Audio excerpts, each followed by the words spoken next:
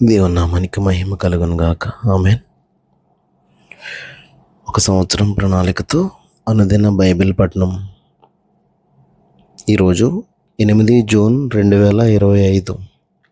ఈ సంవత్సరంలో 159వ రోజు. ఈరోజు కొరకు ఏర్పాటు చేయబడిన బైబిల్ వాక్య భాగాలు పాత నిబంధన 2వ దినవృత్తాంతములు 26, 27, 28 అధ్యాయాలు మరియు కొత్త నిబంధన యోహాను సువార్త 17వ అధ్యాయం. మొదటిగా 2వ దినవృత్తాంతములు 26వ అధ్యాయం. అంతటా యూదా జనులందరూ 16 ఏండ్ల వాడైన ఉజ్జియాను తీసుకుని అతని తండ్రి అయిన అమజ్యాకు బదులుగా రాజుగా నియమించిరి. అతడు ఎలతును కట్టించి రాజుకు తన తండ్రి అతని పితరులతో కూడా నిద్రించిన తర్వాత అది యూదా వారికి తిరిగి వచ్చినట్లు చేశాను. ఉజ్జియా ఏలన ఆరంభించినప్పుడు 16 ఏండ్ల వాడై యెరూషలేములో 52 సంవత్సరములు ఏలాను. అతని తల్లి యెరూషలేము కాపురస్తురాలు, ఆమె పేరు యొకొలియా. అతడు తన తండ్రి అయిన అమజ్యా చర్య అంతటి ప్రకారము యెహోవా దృష్టికి యథార్థముగా ప్రవర్తించాను. దేవుని ప్రత్యక్షత విషయమందు తెలివి కలిగిన జకరియా దినములలో అతడు దేవుని ఆశ్రయించాను. అతడు యెహోవాను ఆశ్రయించినంతకాలం దేవుడు అతన్ని వర్ధిల్లజేశాను. అతడు బయలుదేరి ఫిలిస్తీయులతో యుద్ధం చేసి గాతు ప్రాకారమును, యబ్నే ప్రాకారమును, అష్టోదు ప్రాకారమును పడగొట్టి అష్టోదు దేశంలోను ఫిలిస్తీయుల ప్రదేశములలోను ప్రాకారపురములను కట్టించాను. ఫిలిస్తీయులతోనూ గోర్బయలులో నివసించిన అరబీయులతోనూ మెహూనీయులతోనూ అతడు యుద్ధం చేయగా దేవుడు అతనికి సహాయం చేశాను. అమ్మోనీయులు ఉజ్జియాకు పన్నిచ్చువారైరి. అతడు అధికంగా బలాభివృద్ధి నొందెను గనుక అతని కీర్తి ఐగుప్తు మార్గ ప్రదేశములన్నిటను వ్యాపించాను. మరియు ఉజ్జియా యెరూషలేములో మూల గుమ్మము దగ్గరను, పల్లపు స్థలముల గుమ్మము దగ్గరను, ప్రాకారపు మూల దగ్గరను దుర్గములను కట్టించి గుమ్మములు దిట్టపరిచాను. అదియుగాక షెఫేలా ప్రదేశంలోను మైదాన ప్రదేశంలోను అతనికి విస్తారమైన పశువులు ఉండగా అతడు అరణ్యంలో దుర్గములు కట్టించి అనేకమైన బావులు త్రవ్వించాను. వ్యవసాయమందు అతడు అపేక్ష గలవాడు గనుక పర్వతములలోను కర్మేలలోను అతనికి వ్యవసాయకులను ద్రాక్ష తోట పనివారును కలిగి ఉండిరి. యుద్ధమునకు ఉజ్జియాకు సైన్యం కలిగి ఉండెను. అందులోని యోధులు రాజు అధిపతులలో హనన్యా అనువాని చేతి క్రింద నుండిరి. ఖజానాదారుడగు మయసేయాయు, ప్రధానమంత్రియగు యెహీయేలును వారి లెక్క ఎంతైనది చూచి వారిని పటాలముగా ఏర్పరచువారై ఉండిరి. వారి పితరుల ఇండ్ల పెద్దల సంఖ్యను బట్టి పరాక్రమశాలులు 2600 మంది అయిరి. రాజునకు సహాయం చేయుటకై శత్రువులతో యుద్ధం చేయుటయందు పేరు పొందిన పరాక్రమశాలులైన 3,07,500 మంది గల సైన్యము వారి చేతి క్రింద ఉండెను. ఉజ్జియా ఈ సైన్యమంత్రికి డాళ్లను, ఈటెలను, శిరస్త్రాణములను, కవచములను, విల్లులను, వడిసెలను చేయించెను. మరియు అతడు అంబులనేమి పెద్ద రాళ్లనేమి ప్రయోగించుటకై ఉపాయశాలులు కల్పించిన యంత్రములను యెరూషలేములో చేయించి దుర్గములలోను బురుజులలోనూ ఉంచెను. అతడు స్థిరపడు వరకు అతనికి ఆశ్చర్యకరమైన సహాయం కలిగను గనుక అతని కీర్తి దూరంగా వ్యాపించెను. అయితే అతడు స్థిరపడిన తర్వాత అతడు మనస్సున గర్వించి చెడిపోయాను.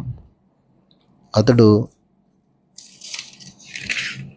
ధూపపీఠము మీద ధూపము వేయుటకై యెహోవా మందిరంలో ప్రవేశించి తన దేవుడైన యెహోవా మీద ద్రోహము చేయగా యాజకుడైన అజర్యాయు అతనితో కూడా ధైర్యవంతులైన యెహోవా యాజకులు 8 మందియు అతని వెంబడి లోపలికి పోయిరి. వారు రాజైన ఉజ్జియాను ఎదిరించి, ఉజ్జియా, యెహోవాకు ధూపము వేయుటకై ప్రతిష్ఠింపబడిన అహరోను సంతతి వారైన యాజకుల పనియే గాని నీ పని కాదు. పరిశుద్ధ స్థలములో నుండి బయటికి పొమ్ము. నీవు ద్రోహం చేసి ఉన్నావు. దేవుడైన యెహోవా సన్నిధిని ఇది నీకు ఘనత కలుగజేయదని చెప్పగా ఉజ్జియా ధూపం వేయుటకు ధూపార్తిని చేత పట్టుకుని రౌద్రుడై యాజకుల మీద కోపము చూపాను. యెహోవా మందిరంలో ధూపపీఠము ప్రక్కన అతడు ఉండగా యాజకులు చూచుచూనే ఉన్నప్పుడు అతని నొసట కుష్ఠరోగం పుట్టెను. ప్రధాన యాజకుడైన అజర్యాయును యాజకులందరూ అతని వైపు చూడగా అతడు నొసట కుష్ఠము గలవాడై ఉండెను గనుక వారు తడవు చేయక అక్కడ నుండి అతనిని బయటికి వెళ్ళగొట్టిరి. యెహోవా తన్ను మొత్తెనని ఎరిగి బయటికి వెళ్ళుటకు తానును త్వరపడెను. రాజైన ఉజ్జియా తన మరణదినం వరకు కుష్ఠరోగి అయి ఉండెను. కుష్ఠరోగి అయి యెహోవా మందిరంలోనికి పోకుండా ప్రత్యేకింపబడిన కనుక అతడు ప్రత్యేకంగా ఒక ఇంటిలో నివసించుచుండెను. అతని కుమారుడైన యోతాము రాజు ఇంటి వారికి అధిపతి అయి దేశపు జనులకు న్యాయం తీర్చుచుండెను. ఉజ్జియా చేసిన ఇతర కార్యములను గూర్చి ఆమోజు కుమారుడును ప్రవక్తయునైన యెషయా వ్రాసెను. ఉజ్జియా తన పితరులతో కూడా నిద్రించెను. అతడు కుష్ఠరోగి అని రాజుల సంబంధమైన శ్మశాన భూమిలో అతని పితరుల దగ్గర అతని పాతిపెట్టారు. అతని కుమారుడైన యోతాము అతనికి బదులుగా రాజు ఆయను. 2వ దినవృత్తాంతములు 27వ అధ్యాయము. యోతాము ఏలన ఆరంభించినప్పుడు 25 ఏండ్ల వాడై యెరూషలేములో 16 సంవత్సరములు ఏలెను. అతని తల్లి సాదోకు కుమార్తె, ఆమె పేరు యెరూషా.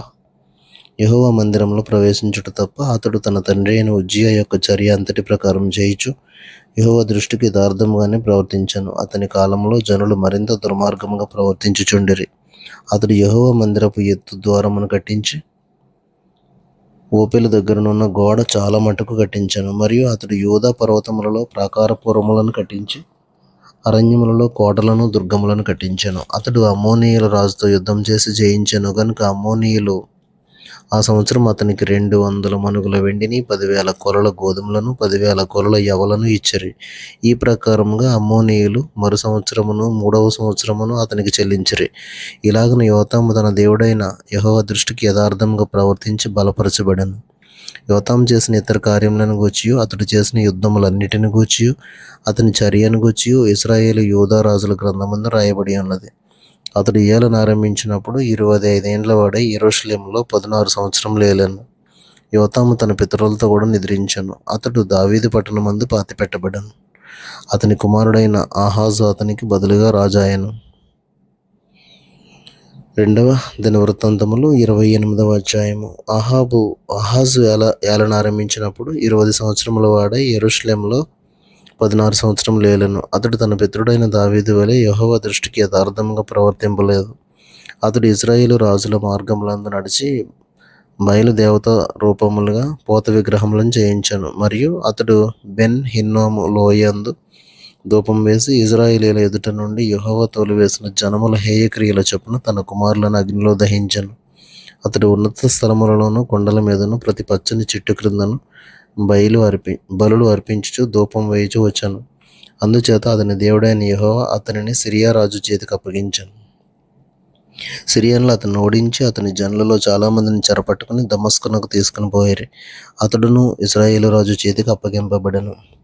ఆ రాజు అతన్ని లెస్సగా ఓడించెను. రెమల్యా కుమారుడైన పెకహు యూదావారిలో పరాక్రమశాలులైన 120,000 మందిని ఒక్కనాడు హతం చేశాను. వారు తమ పితరుల దేవుడైన యెహోవాని విసర్జించినందున వారికి ఇట్టిగతి పెట్టెను. పరాక్రమశాలి అయిన ఎఫ్రాయిమీయుడగు జిక్రీ రాజసంతతి వాడైన మైసేయాను, సభాముఖ్యుడైన అజ్రీకామును, ప్రధానమంత్రి అయిన ఎల్కోనానును హతం చేశాను. ఇదియుగాక ఇశ్రాయేలు వారు తమ సహోదరులైన వీరుల నుండి స్త్రీలనేమి, కుమారులనేమి, కుమార్తెలనేమి 2,00,000 మందిని చెర తీసుకుని పోయిరి. మరియు వారి యొద్ద నుండి విస్తారమైన కొల్ల సొమ్ము తీసుకుని దానిని షోమ్రోనునకు తెచ్చిరి. యెహోవా ప్రవక్తయగు ఓదేదు అను ఒకడు అచ్చట ఉండెను. అతడు షోమ్రోనునకు వచ్చిన సమూహం ఎదుటికి పోయి వారితో ఇలాగు చెప్పాను, ఆలకించుడి. మీ పితరుల దేవుడైన యెహోవా యూదా వారి మీద కోపించినందుచేత ఆయన వారిని మీ చేతికి అప్పగించాను.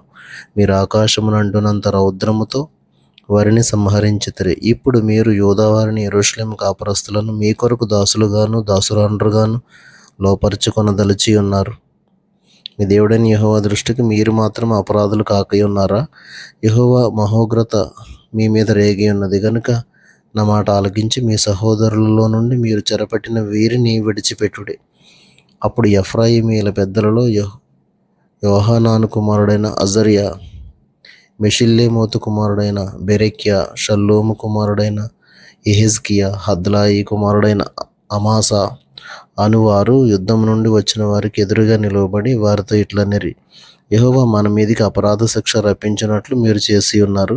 చెరపెట్టిన వీరిని మీరు ఇక్కడికి రప్పింపకూడదు. మన పాపములను అపరాధములను పెంపు చేయుటకు మీరు పూనుకొని ఉన్నారు. మన అపరాధం అధికమై ఉన్నది.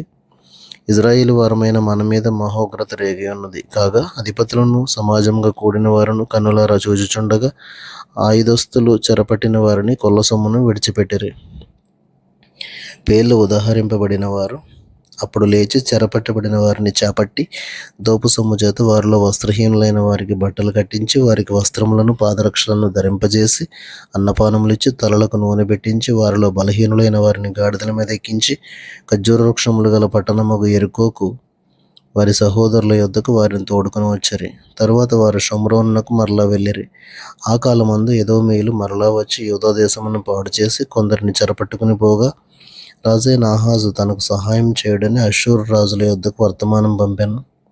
ఫిలిస్తీయులు షెఫేలా ప్రదేశంలోని పట్టణముల మీదను యూదా దేశమునకు దక్షిణపు దిక్కునున్న పట్టణముల మీదను పడి బెత్షెమెషును అయ్యాలోనును గెదేరోతును సోకోను దాని గ్రామములను తిమ్నాను దాని గ్రామములను గిమ్జోనును దాని గ్రామములను ఆక్రమించుకుని అక్కడ కాపురం ఉండిరి. ఆహాజు యూదా దేశమును దిగంబరినిగా చేసి యెహోవాకు ద్రోహం చేసి ఉండెను గనుక యెహోవా ఇజ్రాయేలు రాజైన ఆహాజు చేసిన దానిని బట్టి యూదా వారిని హీనపరిచాను. అషూరు రాజైన తిగ్లత్-పిలేసెరు అతని వద్దకు వచ్చి అతని బాధపరిచనే గాని అతని బలపరచలేదు. ఆహాజు భాగములు ఏర్పరిచి యెహోవా మందిరంలో నుండి ఒక భాగమును రాజనగర్లో నుండి ఒక భాగమును అధిపతుల యొద్ద నుండి ఒక భాగమును తీసి అష్షూరు రాజునికి ఇచ్చాను గాని అతడు అతనికి సహాయం చేయలేదు. ఆపత్కాలమందు అతడు యెహోవా దృష్టికి మరి అధికముగా అతిక్రమములు జరిగించాను. అట్లు చేసిన వాడు ఈ ఆహాజు రాజే.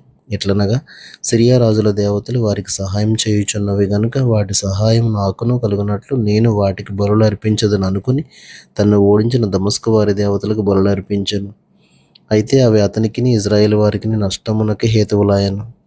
ఆహాజు దేవుని మందిరపు ఉపకరణములను సమకూర్చి వాటిని తెగగొట్టించి యెహోవా మందిరపు తలుపులను మూసివేయించి యెరూషలేమునందంతటా బలిపీఠములను కట్టించాను. యూదా దేశంలోని పట్టణములన్నిటిలోనూ అతడు అన్యుల దేవతలకు ధూపం వేయుటకై బలిపీఠములను కట్టించి తన పితరుల దేవుడైన యెహోవాకు కోపం పుట్టించాను. అతడు చేసిన ఇతర కార్యములను గూర్చి అతని చర్య అంతటిని గూర్చి యూదా ఇజ్రాయేలు రాజుల గ్రంథమందు రాయబడి ఉన్నది. ఆహాజు తన పితరులతో కూడా నిద్రించి యెరూషలేము పట్టణమునందు పాతిపెట్టబడెను గాని ఇజ్రాయేలీల రాజుల సమాధులకు అతడు తేబడలేదు. అతని కుమారుడైన హిజ్కియా అతనికి బదులుగా రాజాయెను.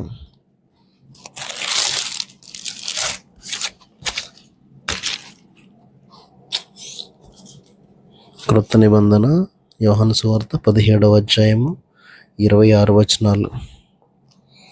యేసు ఈ మాటలు చెప్పి ఆకాశం వైపు కన్నులెత్తి ఇట్లా నేను తండ్రి నా గడియ వచ్చి ఉన్నది. నీ కుమారుడు నిన్ను మహిమపరచున్నట్లు నీ కుమారుని మహిమపరచము.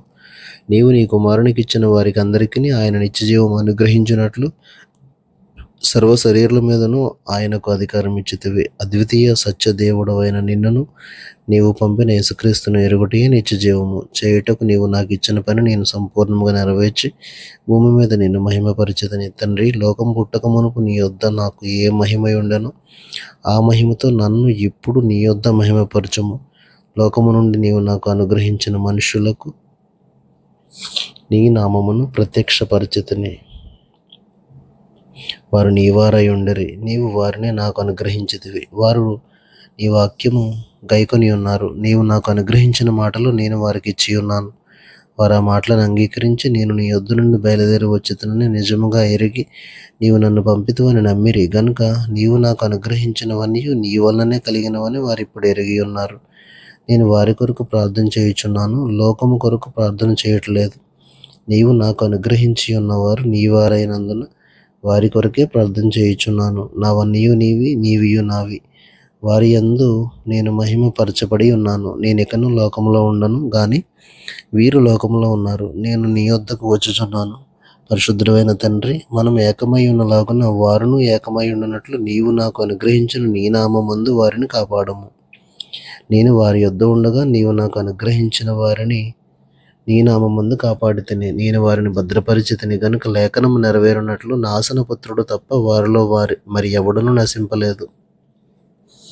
ఇప్పుడు నేను నీ యొద్దకు వచ్చుచున్నాను. నా సంతోషం వారి యందు పరిపూర్ణమగునట్లు లోకమందు ఈ మాట చెప్పుచున్నాను.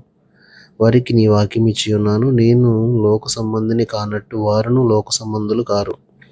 గనుక లోకము వారిని ద్వేషించును. నీవు లోకములో నుండి వారిని తీసుకుని పొమ్మని నేను ప్రార్థించుటలేదు గాని దుష్టుని నుండి వారిని కాపాడమని ప్రార్థించుచున్నాను. నేను లోక సంబంధిని కానట్టు వారును లోక సంబంధులు కారు. సత్యమందు వారిని ప్రతిష్ఠ చేయము. నీ వాక్యమే సత్యము. నీవు నన్ను లోకమునకు పంపిన ప్రకారము నేనును వారిని లోకమునకు పంపితిని. వారును సత్యమందు ప్రతిష్ఠ చేయబడినట్లు వారి కొరకై నన్ను ప్రతిష్ఠ చేసుకొనుచున్నాను. మరియు నీవు నన్ను పంపితువని లోకము నమ్మునట్లు తండ్రి, నాయందు నీవును నీయందు నేనును ఉన్నలాగున వారును మనయందు ఏకమై ఉండవాలని వారి కొరకు మాత్రం నేను ప్రార్థించుటలేదు. వారి వాక్యము వలన నాయందు విశ్వాసముంచు వారందరూ ఏకమై ఉండవాలని వారి కొరకును ప్రార్థించుచున్నాను. మనం ఏకమై ఉన్నలాగున వారును ఏకమై ఉండవాలని నీవు నాకు అనుగ్రహించిన మహిమను నేను వారికి ఇచ్చితిని. వారి యందు నేనును నాయందు నీవును ఉండుట వలన వారు సంపూర్ణులుగా చేయబడి ఏకముగా ఉన్నందున నీవు నన్ను పంపితువనియు నీవు నన్ను ప్రేమించినట్టే వారిని కూడా ప్రేమించితివనియు లోకం తెలుసుకున్నట్లు నాకు అనుగ్రహించిన మహిమను వారికి ఇచ్చితిని.